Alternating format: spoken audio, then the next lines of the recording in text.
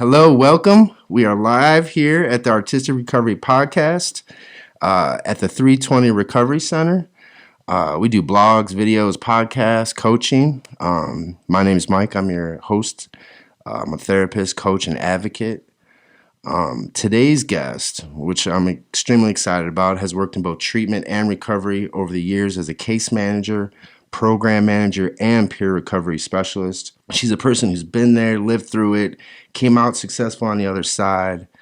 And in the industry, this is known as peer lived experience. So I would love to welcome Ms. Christine Michiaels. And can you kind of explain to us what peer lived experience means and looks like? And can you just share a little bit about yourself? Sure.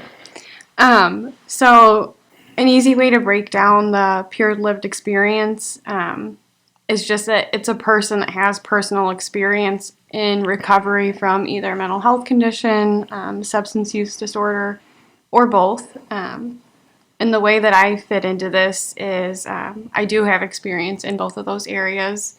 So I'm a person in long-term recovery, just over 8 years at this point. Definitely been through my fair share of legal issues, jails, inpatient, outpatient, pretty much all the in-betweens. And so really that's a big reason why I'm passionate about what I do, why I enjoy this so much. I like helping other people. But I can say from my personal experience, there's been a lot of times where, and I've heard plenty of other people say this, that I've gone through different treatment programs or been in situations where I just felt completely disconnected because the person in front of me had no idea what I was fighting to get through. So having that lived experience and having that real person in front of me that has made it was really a big piece of the hope that I needed to keep moving forward. But yeah. And you know, working in the field, I think like what you're hitting on is just so critical. And my role as a therapist and coach, I mean, we wear a lot of different hats in the industry, but most definitely a majority of people, especially when they come in for substance abuse treatment, the first thing I want to know about is what's your lived experience. Mm-hmm. And in the field, that is, self-disclosure can be utilized in some cases. It can be frowned upon in a lot of cases. But I think you're absolutely right. I think that people are kind of looking for that more of a connection, a relationship. And a lot of times you're not going to get that with a therapist just because of the ethics that are involved and things like that. So a recovery coach becomes much more personable, much more active in your life, much more available often than a therapist who's, booked out for 3 months or something like that. So, and I think everything that you said is so relatable in recovery. And I think that so many people can definitely relate to that. And what we see, I mean, in the field and studies show 40 to 60% of individuals relapse within 30 days of leaving an inpatient treatment center, up to 85% relapse within the first year, which, again, when we talk about this, the recovery movement and things like that. So again, with treatment, recovery, completely separate components in this process. Treatment, a lot of times, is learning what you need to do, and recovery is maintaining what you have to do kind of the rest of your life. So it's definitely such an important piece of the puzzle. Some of the statistics too that we see too, according to the Recovery Research Institute, people in early recovery are as much as 60% greater risk of accidental overdose due to reduced tolerance. ASAM, the American Society of American Medicine, reports that individuals who complete detox and or acute rehabilitation without engaging in post-treatment recovery programs relapse at a rate of nearly 90%. That statistic is just so outstanding and overwhelming, because when you think of what we're trying to do, keeping people clean, sober, alive, engaged back in the community, when you say that 90% of people are going to fail due to a lack of post-treatment recovery, it just kind of poses the question, well, what do we need to do to kind of fix that? And you being a recovery coach is, I think, you have the lived experience, the knowledge to kind of speak on that. So like something that we also talk about in recovery is the healing process. the science and the biology and all that behind it. So it could take up to about 5 years for your brain to be completely healed.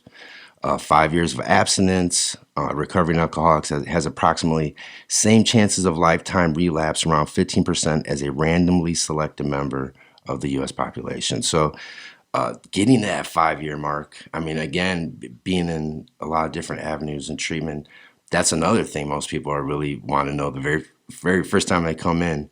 How fast am I going to be healed? When am I going to be better? And I need a clear answer, otherwise I'm walking away. I mean, people, that's really important. So the tough part, of course, that we know in recovery is getting to that 5 years. But you're one of them. Like, you survived it, all those things that you already kind of talked about, and you're here. And so I love that. How'd you do it? Like, how did these things fit for you to be able to get to that point where the healing takes place? Well, I mean, it took a lot of hard work for sure. But I think even before I say too much, it's really important to know that the whole treatment piece has an end. Like, your start and end date. You have a completion mark to get to. But with recovery, like you said, that's the things that you have to do the rest of your life. It is a forever thing, which, number one, like with the recovery coaching and that peer support piece, that's why it's so huge to have that on the front end of recovery, because we need literally all the help that we can get. But I think for me, what really, I mean, and it continues to change and it grows as I get further into my recovery, but having those foundational pieces, like, I know everybody doesn't have that supportive family, and I've definitely broken plenty of relationships. But getting started in the process, I did have supports, and those, of course, have changed too. But I have people that hold me accountable, and I do the whole self-care thing, which I know is like a big, movement more or less right now. For sure. But you realize it is such an important piece. You have to take care of yourself, or nothing else even matters. Yeah. And I think, like, what you're saying too is that it's kind of changed over time.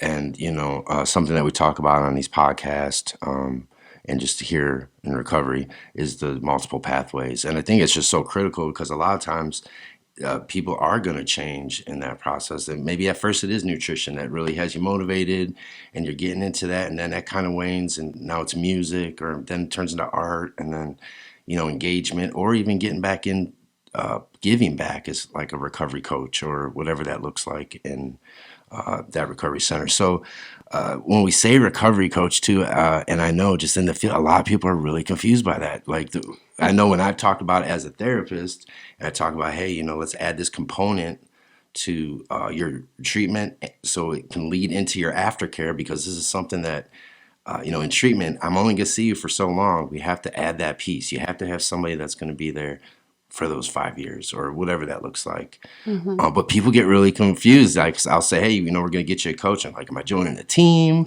Right. And then there's a lot of terms. Like, some people are like, well, I'm not a coach, I'm a peer recovery specialist. And there's a lot of initials, and people are like, and some people say, well, isn't that just a sponsor? And I say, let's ask someone who is a recovery coach. So can you kind of just break a little bit of this down for us, help people listening or watching what that looks like, again, because I think a lot of it, misinformation, or just not knowing the information. Well, I think all of the names, the titles that you just gave, they all work. And really, I think, like, between state to state, it's going to vary what the official title is. But across the board, peer recovery support specialist, I believe, is the official, field name. Okay. And as this field continues to evolve, so do, the details like that, the name, Sure. Things have continued to change. But at the end of the day, what this profession is, it's not like I just woke up one day and decided I'm going to be a peer recovery coach. There is training that comes along with it. There's, hours that you have to track, whether they're volunteer or paid. So it is something that's credentialed, and it's a process. You're Yeah. not just I'm sure people can say whatever they want of what they do, but to actually be a peer recovery coach, a peer recovery specialist, people go through that training. People learn ethics. They learn how to Exactly. handle what they're doing, which is facilitating change. Right.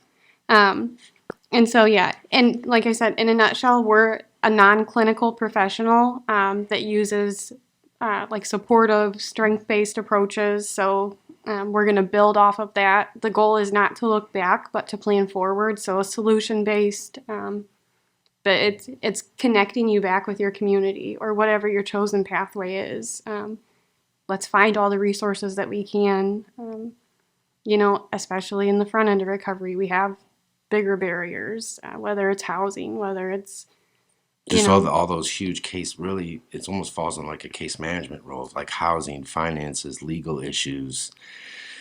And then like as a recovery coach, when somebody does need something more clinical, how does that look then? Yeah, so a lot of people use the term resource broker, which just means we know what's going on in our community. That sounds amazing, and I think I need to get a lot of resource brokers in Right. my life. It sounds important and it sounds necessary. Yeah. Well, and I think in explaining what a recovery coach or peer support specialist, what they do, it's important to make it clear what we don't do. We do sign the code of ethics. We do have rules to abide by, and not just for your safety, but for mine too, and organizationally. But the things that we can't give medical advice, nor should we. We are not doctors. Yeah. So Just understanding and developing that role and what it is and falling into that lane. And also I think that the important piece that you say, which I think should make people feel a lot more comfortable about it, is the ethics, the confidentiality of this. Like this isn't just you're meeting with anybody saying anything. These are private, confidential conversations, again, to help get you these resources and guide you in that process. And again, so many components to it. But what do you think if someone's saying, or they're on the fence of like, hey, do I need this in my life? Is this something I can use? What would you say are the benefits of having a coach or a recovery coach or a peer recovery specialist kind of in their life and in their recovery? Right. Well, again, one of the bigger benefits is that they have that lived experience. So, they can share new, old, whatever kind of tools that might be beneficial for you, laying that foundation for your recovery. They can be the accountability partners. They can provide that support, that mentoring, really. And the beauty of it, too, is, it's totally your choice how that goes. It's not one pathway or the other. It's our job is to support you in whatever you choose. And I think, when you go through an addiction, hard times like this, it's a bad feeling not having control. So then when you can step over to this side and be like, I am in control, this is what I want, and somebody's actually going to support me and not question me, it's a good feeling. Yeah, and I think, again, like you mentioned earlier, just like as coaching is even evolving, just the resources and everything out there evolves too. And so when you say like on this journey, and anytime you make a change in your life, I mean, having somebody in your corner who has lived experience is kind of like on the cutting edge of the trends, the new resources, because there's so much information out there for people to sort through. A coach is really someone who's there going to be to facilitate it and, again, break it down for you to make your recovery more sustainable.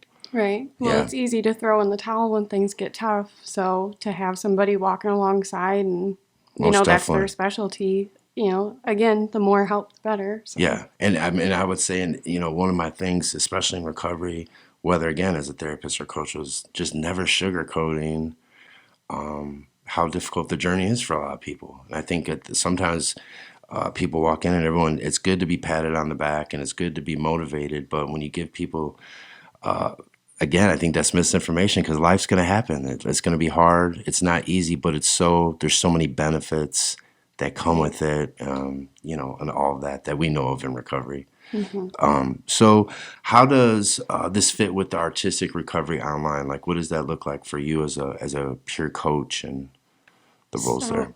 With the online platform, we offer virtual peer support. So it doesn't matter where you're located, and really virtually can look like, a lot of different things. It can be a Zoom meeting.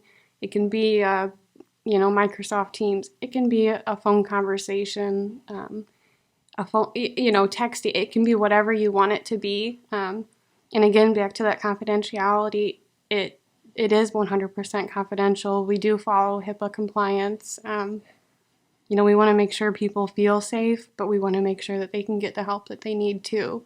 Going back to the whole difference between treatment and recovery, recovery just, even with the coaching, just offers so many different ways to stay connected. Again, and the treatment, as critical as it is, has a beginning and an end. And there isn't that going, there isn't, hey, can I just call you real quick and talk about this? Or, hey, I got this going on in my life. And that's where you're saying where a lot of people feel that disconnect. Right. Where, you just have your 1 hour session every week or 3 weeks or month or, and there's a lot more to life than just the 45 minutes that you get with that therapist, even though how critical that is. Right. And then that's the beauty of it too, though, is, it doesn't have to be, it could be daily if that's what you thought you needed. It could be monthly. It could be once a week. The sessions can be whatever you need. And as we know, that's so needed because everyone's life and situation and recovery is completely different. There's no two that are alike. There's no black and white perfect answers of what it looks like. So being able to be more open to, like you said, texting, calling, is it a Zoom meeting? Is it, whatever that looks like is unbelievable. So if someone's interested, who's listening or watching today, and checking this out, how do they go about getting this scheduled? How does that look? Right. So the information should be listed on the screen, but it's a simple process anyway. Go to artisticrecovery.org. There's a contact us tab. Give us your information, and then one of our coaches will get a hold of you, as soon as we can. We don't offer 24/7 support, so I just want to make sure I'm upfront with that. But we do accommodate schedules. We have the manpower to make sure that, everybody can be served. And yeah. And I think that's great, like just down to understanding versus emergency hotline and setting up, because this is something that even if it is only that, a quick phone call once, twice, whatever. But usually this coaching thing, this is building a relationship. This is, bringing someone on your team in aftercare and recovery to kind of help you navigate all the things that need to be navigated, which is a lot. So right. So thanks. It sounds pretty easy too to just go online and get started. And I think one of the most important things we should talk about too is that this is free. They are. Everything that's on our website is completely free. We want to share the resources, share the information, the education, all of that with as many people as we can. Yeah. And again, so needed, so important. And I think again, how important it is for everyone to participate in this. Like we've talked about the recovery movement. People going to our website. There's all kinds of cool stuff that you could buy for family members and things like that. And it's all inspired by people in recovery doing art and putting them on things. We have cups. We have these awesome socks, keeping my together. And it feels good to say that. But it's really what it's all about. Again, just the sustainability of what we do and offering those free services to the people who really need it and how important that is. But we need people to help us, either with donations, get online, buy some of those products, support the cause, so we can keep these free services for the recovery community. So, Christine, thank you so much for joining us today. Again, completely inspiring story. And I think it motivates anybody who would listen or watch this would be motivated to what you can do in recovery. So thanks for joining us. Make sure everyone who's listening, you guys hit that website. It's listed on the screen. Go to Artistic Recovery, and we will check you out next time. So thanks for joining us.